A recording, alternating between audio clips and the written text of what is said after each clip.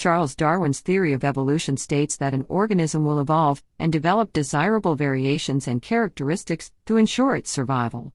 Disease-causing organisms like viruses and bacteria are living true to this theory by evolving and mutating to resist our drugs, vaccines, treatments, and immune systems. Of course, their quest for survival isn't in our best interests. But to them, they're only trying to exist, nothing personal. We would have done the same if we were in their shoes. Number 10. HIV. There are two types of HIV, HIV-1 and HIV-2. HIV-1 is the most common and is further classified into four groups, M, N, O, and P. Group M is the most common of all HIV strains, and is further classified into subtypes A, B, C, D, F, G, E, H, J, and K. All these subtypes are genetically different and will readily merge to form new hybrids, called circulating recombinant forms. 89 of these CRFs have been identified so far. This means that people already infected with HIV are still at risk of reinfection, either at the type group or subtype level. When they get reinfected, the two strains of HIV merge and create a new strain that could develop drug resistance. This is called dual infection, although co-infection or superinfection could be used, depending on the means of transmission. However, they all mean the same thing. As if things couldn't get worse, these hybrid circulating recombinant forms are still capable of merging with other strains of HIV to create newer and more dangerous hybrids.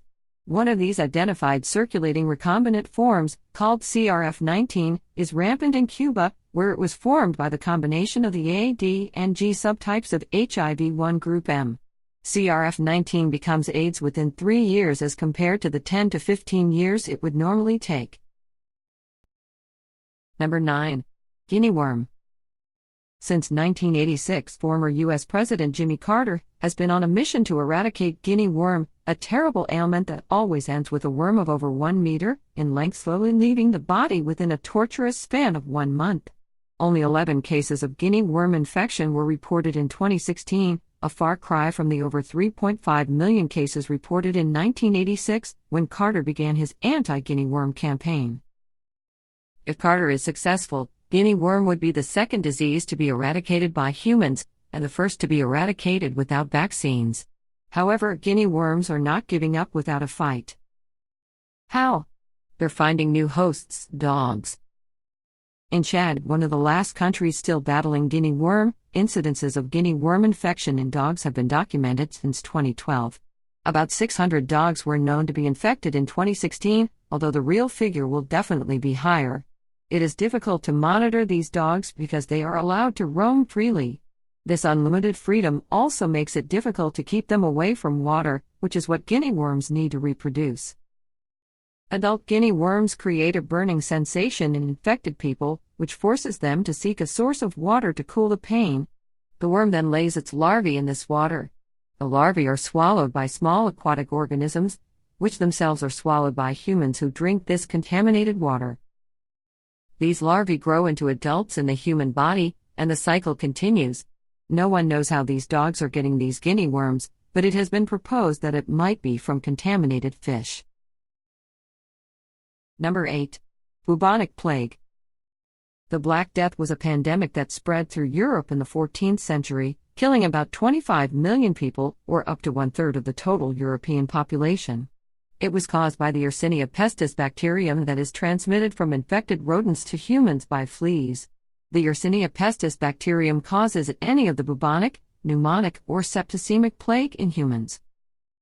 As scary as it sounds, Yersinia pestis is still very much around.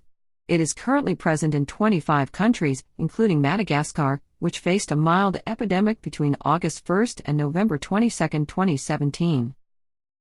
The scarier part of the plague is that it is becoming drug-resistant.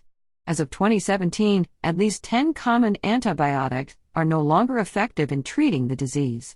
The resistance is believed to have been caused by the exchange of genes between Yersinia pestis and other bacteria like E. coli, Klebsiella, and Salmonella, which are all found in food. Number 7. Polio. Polio used to be one of the biggest killers of young children. When it does not kill, it causes lifelong paralysis. However, it has suffered severe blows in recent years, thanks to vaccination. Normally, young children are given oral doses of a weakened strain of the polio virus, which allows their bodies to build immunity against the stronger and natural polio. Now it has been observed that this weakened polio, which usually leaves the bodies of children through their excrement, can regain its potency, mutate, and infect children. This mutated polio is deadlier than the natural polio. Worse yet, vaccination does not work against this type of polio. As a result, children already vaccinated against polio are not immune to this new mutated polio, which is caused by the same vaccine used to immunize them. During one outbreak in the Democratic Republic of Congo, 47% of the infected 445 children died, even though they had already been vaccinated. Number 6. Ebola. Most people heard of Ebola for the first time between 2014 and 2016 when it swept through West Africa. This period, which lasted from March 23, 2014 to January 13, 2016, remains Ebola's deadliest run ever. It killed at least 11,315 people, 5 times more than the casualties in all its epidemics since it was discovered in 1976. This figure is even on the low side, and is believed to be considerably higher. The 2014 Ebola outbreak actually started in December 2013, when it claimed the life of a 2-year-old child in Guinea. By March 2014, it was already in Liberia. From there, it spread to Sierra Leone and a few other neighboring countries. During this period, it infected over 28,000 people, which is 100 times more than the number of people infected in earlier Ebola epidemics. According to 2 different teams of virologists who studied the epidemic, it was deadlier because it involved a mutant strain of the original Ebola virus. The mutant is called A82V and was recorded as the virus responsible for over 90% of all infections. Researchers believe that the A82V mutant was destroyed with the epidemic because it was poor at jumping to non-human hosts like the fruit bats, believed to transmit Ebola to humans. Number 5. Gonorrhea. Data released from 77 countries shows that gonorrhea is rapidly becoming 100% resistant to drugs. These days, azithromycin, the major drug used in gonorrhea treatment, fails 81% of the time. Other drugs like the extended-spectrum cephalosporins, which are the orally ingested cefixime, or the injected ceftriaxone, fail 66% of the time. The United Kingdom is one country facing a drug-resistant gonorrhea epidemic. This mutated strain of gonorrhea, which they call supergonorrhea, is totally resistant to azithromycin and could soon be to ceftriaxone as well. Investigations by the BBC revealed that gonorrhea may have become resistant to azithromycin because infected people were taking it alone rather than in combination with ceftriaxone, as per UK healthcare guidelines. Number 4. Cholera. Cholera is caused by the consumption of food or water contaminated with the Vibrio cholerae bacterium. In most cases, it causes mild diarrhea and an infected person might not even know he has it. In the most serious cases, the disease causes severe dehydration, vomiting and diarrhea that could kill the infected person within hours. Haiti suffered a devastating cholera epidemic 10 months after the catastrophic January 2010 earthquake. The epidemic killed 9,200 people. However, some international organizations like Doctors Without Borders believe that this figure should be considerably higher because most cholera-related deaths went unreported. In some regions, only 10% of deaths were reported. The Haiti cholera outbreak was caused by a mutated strain called altered L-Tor. It is deadlier than regular cholera, and it has been likened to the deadly cholera of the 1800s. Altered L-Tor underwent 3 mutations that allowed it to bypass the body's early warning system. It was first observed in 2000 and has been traced to Nepal. Number 3. Syphilis. Syphilis is also called the great imitator because its symptoms often resemble those of other diseases. It is spread through sexual contact, although it can also be transmitted from mother to child during pregnancy. Researchers have discovered that Nichols and Street strain 14, the 2 main strains of syphilis, are mutating. As a result, they are developing resistance to common antibiotics like penicillin and macrolides that are often used for treatment. The mutation is more prevalent in Street strain 14.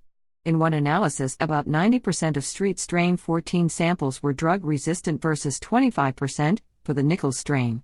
This newfound resistance is allowing syphilis to make a comeback.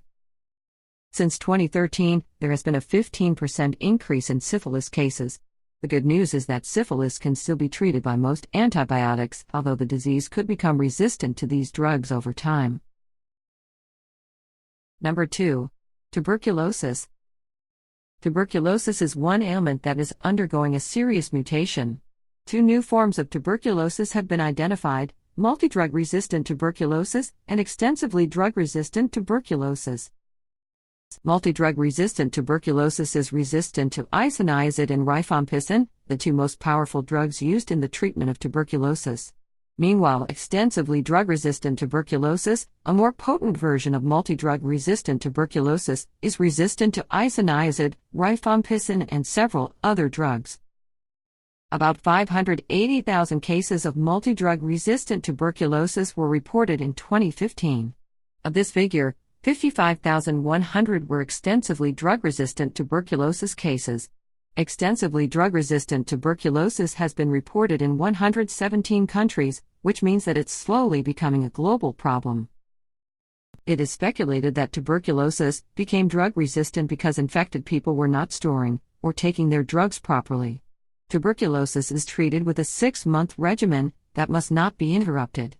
Any form of interruption allows the ailment to develop a resistance to drugs. Number 1. Cancer. Cancer has been known to evolve and mutate since the 1970s. This mutation allows cancer to become drug-resistant, to expel drugs from the body, and to repair cells already damaged by these drugs. Researchers believe that this mutation is caused by cancer cells that are not destroyed during treatment. One form of cancer known to mutate is prostate cancer, which requires testosterone for development. One method of treatment is to starve the body of testosterone, but this stopped working when prostate cancer cells learned to use other molecules in place of testosterone. When this happens, it becomes castrate-resistant prostate cancer, which is often fatal. Lung and colorectal cancers are also capable of mutating. Their cells become resistant to radiation and chemotherapy regimens, leaving them untreatable. One proposed method of curing these mutant cancers is by individual-specific therapy, which is a treatment unique to an individual. However, this method is not foolproof. One of the first drugs created for individual-specific therapy was Herceptin, which sticks to the HER2 protein to destroy breast cancer cells. However, cancer mutated and started destroying the parts of the HER2 protein that Herceptin stuck to. Most of the time, the body responds by creating HER3 cells. This compounded the problem because Herceptin could not stick to HER3.